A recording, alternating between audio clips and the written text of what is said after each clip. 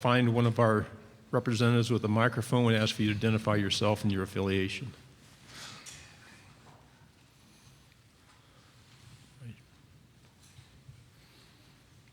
Hey, Kelly. Hey, Kelly. Jason Marks at 730 The Ump in Huntsville. I wanted to ask you, once you entered the transfer portal, how fast was it before the first coach contacted you, and who was it, and why did you choose Missouri? Man. Like literally right when I transferred, put myself in the portal, and then, the coaches could contact me. Missouri was the first school that contacted me, just like text me, just let me know who they are, and, just want to get on the phone with me. And what was your last question? I'm sorry. I was going to say, why did you? Oh, man, it was a crazy process. When I went out there on a visit, I just pretty much fell in love with everything that they had to offer, and for me within that last year, because the biggest thing for me, I was like, okay, I have 1 year to get it right. I can't have any slip-ups, and then they knew it, and then, just pretty much just telling me, how Drew had the success he had within a year, where he put himself in a position to be where he wanted to be, this at the end of the year, and then look up his second-round draft pick. I was like, okay, that's a box check for me, how they can, grow me into, the quarterback that I want to be, being able to play at the next level. So that's been just the biggest thing, that, the box is just getting ready to be checked. Kelly, AJ Spur 90.7 FM Tuscaloosa. What do you think the biggest change is going to be for you going from the ACC to the SEC? As a quarterback, I don't feel like nothing's going to change for me. Like mindset-wise, I'm still had the same mindset, that I've had, since I got to college. Just taking one day at a time, just not looking too far ahead. Just focus on what I can focus on, and control what I can control, and just being great where my feet are. Joe Bombo, SB Nation Radio. How important were your parents in you making this decision and throughout the process? It was, man, I can't thank them enough. Cause like when I made the decision, it was a day before my birthday, so it was a birthday I'm always remember, and just having them to lean on, because right after I made it, I wasn't in a great spot mentally, and so just having my mom, my dad, to pour into me, uplift me, praying for me, and so just having that support from them. And then they told me, when I told them I was going to Missouri, it was 12 hours away from home, haven't really been out of South Carolina for a long time, so. It was great just to hear their reaction. Of course, I'm a mama's boy, of course, and she didn't really want me to go far, but at the end of the day, she said it's my decision, and she's going to be right there, throughout the whole journey. Hi, Kelly. Clint Schweitzer, Great American Sports Network. We saw you at the Mizzou football spring game. Fans kind of treated you like a rock star out there, man. What's the Mizzou fan base? How do you feel like that they've embraced you in your short time in Columbia? They welcomed me with open arms, from the day I announced to the day right here. And so, they've been great, to see the excitement that they have, for this school and the whole entire state. And, I just can't thank them enough as well, for, allowing me, just be here and then represent the school as well. Jordan Campbell, Fox Sports Shoals. Kelly, what was your initial reaction when the sanctions were levied on Mizzou, given all that you have been through over the past 12 months? It was a weird day. I think I was in actually the facility. Then like all of a sudden, everyone was getting text messages about we having a team meeting that wasn't like planned or scheduled. It was like, don't go to class or don't go to tutoring. Make sure everyone's there. And so for me, I was like, somebody get fired? They ain't telling me about it. So I'm like, oh man. And so just sitting there and just hearing Coach Odom, deliver the message, because he didn't have to like go in depth with the details about everything that had went down. He just laid it out there for us, and it was like, he was open, like if anybody want to leave, no one's gonna look at you any differently. You have the opportunity to stay here as well, but he said we're gonna try to appeal it, just see how it is. It's gonna be a process. Just hearing that, I was like, first and foremost, I don't want to leave. I don't want to go through that recruiting process over again. Now I already built a relationship within that little month or two with those guys. I was already, establishing myself, just working every day. So I was like, this is where I want to be. I made the decision, so I'm not going to, turn back on it now. Michael Braden from Saturday Down South. So obviously, I know you wanted to play with Coach Dooley. He's helped Drew Lock quite a bit. You're ready for the NFL. So I'm just wondering, how has he helped your game already just through spring camp? Well, the pitch for me coming to Missouri, he saw what I did at Clemson. He loved the things what he saw, from a passer standpoint, and also what I can do with my legs, because I can make plays with my legs, being able to extend plays. But being where he was at with the Cowboys, seeing Dak and seeing Tony, having that experience within the Cowboys offense, bringing it to Missouri, and being able to put yourself in a position where he's gonna make plays for you where you're comfortable. He's not gonna call anything where he's comfortable with it, but the quarterback's not comfortable. He's gonna cater to you. And just knowing that I have that in my pocket where I can go into a meeting room, I don't like this, I like this though, so let's do this, and he's gonna cater to you. So that's just been one of the biggest things that I liked about playing for him so far. Kelly, Joe Cook, WLTX. Kelly, just talk to me about the decision to transfer. How tough was it to make the decision to leave Clemson, and in any way, how did your experience just overall kind of prepare you for where you are now? It's life. That's why I look back on it. It's tough in the moment, but I can't thank Clemson enough for the opportunity they gave me to play there, being a kid from South Carolina, playing for his hometown state, and just shaping me into who I am today, like I said. So, it was tough, but, it's life. That's how things are. That's what I learned about it. It's adversity as well. It's not, it's how you're going to respond to it, how you're going to get back up. But at the end of the day, I can look back on it, I'm still smiling. I feel great spiritually, mentally, and physically. And so, I'm ready and anxious to get it going. Over here, Kelly. Kelly, Justin McNally, WTVY, out of Dothan, Alabama. You were on the 2016 Clemson team that played Troy at home, a game that was kind of a lot closer than a lot of people expected. Missouri playing Troy this year. What do you remember about that game and expectations playing a team like Troy that's knocked off two powerhouses the last 2 years? Man, that was a crazy game. We knew what type of guys they had in that locker room. It speaks for enough, that they've already been two high-level caliber schools. They're not going to lay down for anybody. So, it's going to be looking forward to that game as well. But, don't want to look too far ahead. But, it definitely has some history, and remember the type of guy, the type of program that they have as well. Kelly, Rachel Barbeau, right here, Sirius XM. How you doing? I'm great. How you doing? I'm doing good. Let me ask you how you feel about just like the life and the plight of a student athlete now. You think about all the changes. You think about the transfer portal. You think about the 4-game redshirt rule. You think about the potential of name and likeness. You think about all these different things. I'm curious because you kind of became a poster child. A lot of people talked about you, right? And you handled it in a very classy manner. I'm curious what you think happened or what it looks like for student athletes today. I can say that as of today, you can start to see that a lot of things are being more, student athlete friendly. A lot of people are looking out for, what's in the best interest of the student athlete, whether it's on the field or off the field.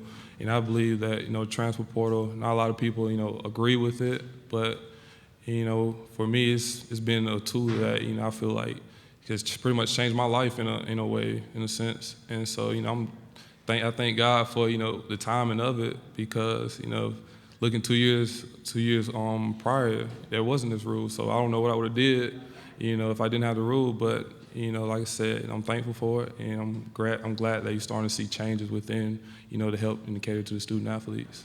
Thank you.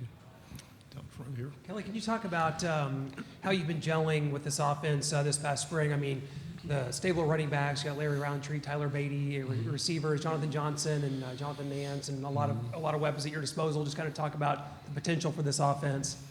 Man, we have a great group of guys that's on the offense side of the ball. And first and foremost, starts up front, with offensive linemen. You have a very veteran group, a very group that's, gelled and meshed together, very strong and, physical as well. And outside on the perimeter, got guys that can run for days. Just biggest thing, just get them the ball, just let them make the plays, for you.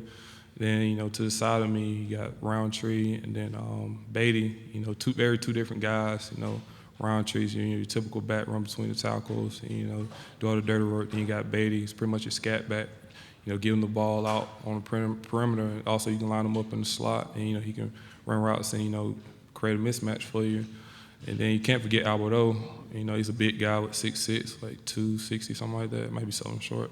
You know, he's a fast guy, mismatch, you know, for guys out there on the perimeter as well. So, you know, just looking at the offense, you know, we have the pieces, you know, to be as good as we want to be. You know, it just starts, you know, with, you know, since I got there, and then also to the summer, just gelling, just creating that chemistry, you know, to be where we want to be. Back over here. Hey, Kelly, David Cloninger with the Post-and-Courier in Charleston, South Carolina. Once you announced your decision to leave Clemson, you know, social media being what it is, a lot of people, you know, calling you a quitter or whatever. How did you handle that? And did you ever fire back at any of them? No, I didn't fire back. And, you know, I took it with a grain of salt because I knew the decision, you know, that I was going to make, you know, what's going to come from it. You know, there's going to be a lot of scrutiny. You know, people going to label you this, label you that. You know, that's just, you know, the world we live in today. But, you know, what you have to do is just control what you can control, and I control my mindset. You know, like I said, it was tough, but, you know, easier said than done. But I just thank the people that had my corner pouring into me, you know, each and every day, you know, to get me where I am today.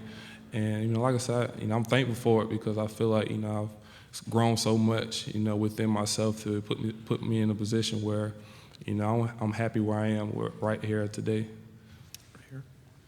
John Wilkerson, WNML, Knoxville. I'm just curious, what's it been like to join a group of seniors or upperclassmen? You're expected to be a leader. You've got great experience to share. Was it a difficult transition at all, being vocal and becoming one of the team leaders at Missouri? It was very challenging because, like I said, I'm a senior, but at the same time, I feel like a freshman because I'm walking to a locker room where I really don't know anybody. You know, I know a few of them because, you know, what the coaches told me who would be coming back, but, you know, having to learn a bunch of names and just build up a relationship, I was like, okay, you know, some guys may know you, some guys may not really. And so the biggest thing I was like, okay, you know, if I'm going to be looked as a leader, you know, I got to take this, you know, one day at a time. You know, I can't force it. I'm not going to talk myself, you know, to being a leader, you know, in no way of fashion. So I said I'm just going to show them how I work, you know, in the weight room and then out there, you know, on practice field as well. So the biggest thing I was like, just encourage and serve, you know, everything else would take place of itself. Down here in the front. Caroline Grace, WAFF 48 Sports out of Huntsville. When you got to Missouri, what was your welcome like from the players and the coaches? And as far as on a personal level, now that you've been there a while, how are you getting along with everyone? I can say the welcome was very different. It was very cold. Nobody told me how cold it would be in Missouri. I remember we had workouts at like 7 in the morning and got up and looked at my phone. It was like -15. I was like, man, they didn't tell me this when I was getting recruited. But going back to your question, the guys have been, you know, we're first class. You know, just first day I got there, you know, just, you know, welcome me in, you know, open arms, you know, also the support staff within everybody as well. You know, just making sure, you know, I was doing good, you know, adjusting well, and just making sure the transition was as smooth as it could be. Back here in front. Missouri has a very strong lineage in the last 15 to 18 years as far as quarterbacks, from Brad Smith, Chase Daniel, and Blaine Gabbard. Of course, Drew Lock just got drafted in the second round. When you look at that and you see that success, what is that? Is it just something to set your sights on as far as an end goal for this season? It's definitely great. Just coming to a program where, it's, you know, a lot of quarterbacks have left their mark on the program as well. I mean, the biggest thing I said for me, just, you know, just leave your own legacy. You know, don't try to chase anything, you know, that's not within you. So just, you know, be who you are at the end of the day, and then everything else is going to take care of itself. And, you know, you'll be where you want to be at the end of the day. Hey, Kelly. Matt Baker with the Tampa Bay Times. You were the first or one of the first players to kind of take advantage of the 4 game and then being able to transfer rule. What are your thoughts on kind of being one of a trailblazer in that? It was crazy. I didn't even know I was like one of the first players to, like, you know, people was telling me, you know, everybody labeling it the Kelly Bryant rule now. So I was like, oh, wow, I didn't even know that was a thing. I was like, I don't know if that's a good thing or a bad thing, but, you know, it was good to take advantage of it. Like I said, I'm thankful for it, you know, at the time that it came, you know, in place. Kelly, we know that Chad Morris recruited you hard going to Clemson, and they were after you to come to Arkansas. Right. How close were you to possibly making that commitment, and what changed your decision, or what was the biggest factor in the two teams? Definitely, you know, we had a relationship, you know, out of high school. He was the main guy that recruited me from Clemson. and then also having a chance, recruit me as well, to Arkansas. It was tough because, of course, everybody was like, okay, he's going to go to Arkansas. That makes the most sense. He's being recruited by Coach Morris. It's the same offense as Clemson, maybe a little different as well. But I was like, the biggest thing I want to learn. I want to grow. That's like I said, being able to, get a little experience, before possibly, getting my chance at the NFL, so why won't I go learn a whole new offense, go challenge myself and see where I can, be when the time is done. So, that's what the biggest thing that drew me to Missouri. Kelly, Zach Taylor in College Station, Texas. Since coming to the SEC, what's your overall thoughts on the quarterback class that you're joining, and how does it compare to the ACC, you think? It's a great class, looking from across the board, all the guys that represent, and, the SEC at respective schools. So, it's good, to be up there, with those guys as well. And from the ACC, I feel like that's some of the best players over there as well.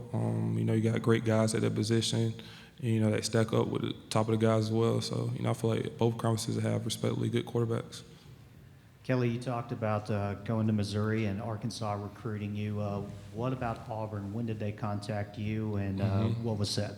Well, I think they weren't one of the first schools that contacted me. Cause it was probably like a little bit, like maybe like 3 or 4 weeks after I had announced, okay, because that's one of the schools I wanted to go to out of high school. And so, I took a visit there. But like I said, at the end of the day, some within me was just telling me, go to Missouri. I enjoyed my visit there at Auburn as well, meshed well with Coach Malzahn. But, at the end of the day, I had 1 year to get it right. And I feel like, Missouri is the best position for me to be in. Yet another transfer question, sorry. Did you talk to any of the guys who were transferring as well? Did you talk to Justin Fields or Tate Martell? Can you recall? No, none of those guys. I talked to, it was literally right before I announced, who was it? Tommy Stevens a little bit. So I talked to him, but other than that, I talked to more like skill guys, a couple receivers, tight end Jalen Harris, that's at Colorado. So a few of those guys like that. Here on the podium. Rashad Snell, Alabama News Network in Montgomery. You transferred from Clemson after 4 games, and they went on to win the national championship. Have you talked to those guys on that team? Because, I know it's like a family, and how did that conversation go? Oh, definitely. I talk to them every day, to this day. We have a group message going, pretty much all the guys, a couple guys that's in the league now. It's just how the relationship we built, off, just the game of football. That's just how we always been, pretty much like you said, a family. It's true. And then I had a couple of my old teammates and roommates come up to my spring game. So it's, the connection and the relationship is still strong as it's ever been to this day, no matter where we are. Okay, thank you very much. Thank you.